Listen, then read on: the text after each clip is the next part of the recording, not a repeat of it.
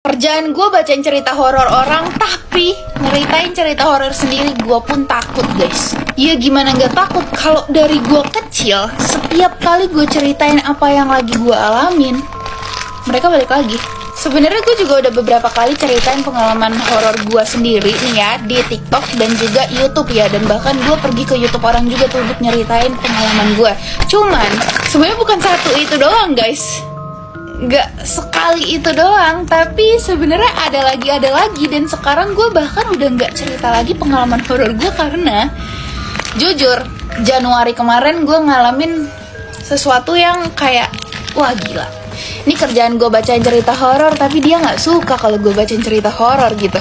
Ini udah gue sempet ceritain waktu gue live ya guys. Tapi yang join live itu kan cuman 1000 orang tuh, gak ada yang tahu banget kan. Dan gue gak bikin video secara spesifik kejadian itu.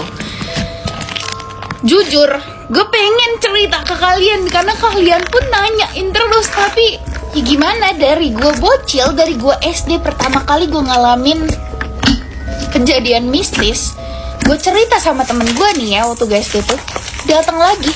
Dan dia datang terus setiap gue cerita guys. Gue pengen juga gitu kayak ada ngerasa lega karena gue udah ceritain semuanya yang udah gue alamin ke kalian. Karena jujur gue jadi melemah karena ini guys. Bahkan sampai gue udah gak cerita lagi kan pengalaman orang lain di TikTok nih, pengalaman horor tuh kayak dulu. Ya itu karena kita gak suka. Dan gue gak tahu gimana ceritanya. Paham sih? Gimana? Gak tahu. Sempet kemarin pengen bacain pengalaman horor kalian lagi di TikTok, tapi tak mengapa gue pikir-pikir lagi, apakah gue siap gitu sama konsekuensinya yang bakal gue dapet. Kayak ini tuh selalu ada di belakang pikiran gue tuh ya. Tiap hari pasti gue kepikiran kayak, kenapa sih kerjaan gue tuh bacain cerita horor orang, tapi gue sendiri gak bisa gitu nyeritain pengalaman gue sendiri yang gue alamin gitu.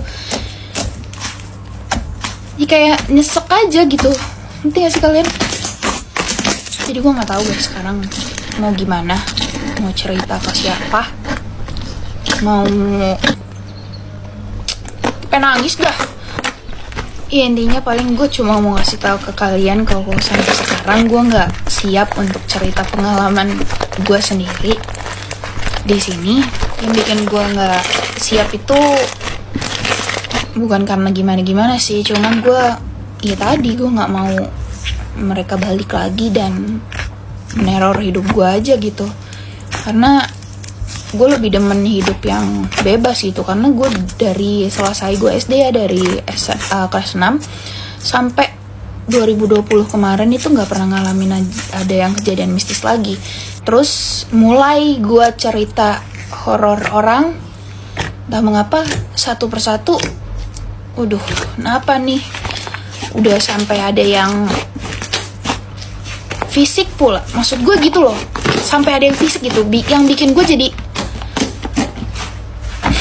makin takut gitu. Dan bukan gue doang yang ngalamin. Nyokap gue, adik gue, mereka ikutan ketakutan gitu. Gitu loh.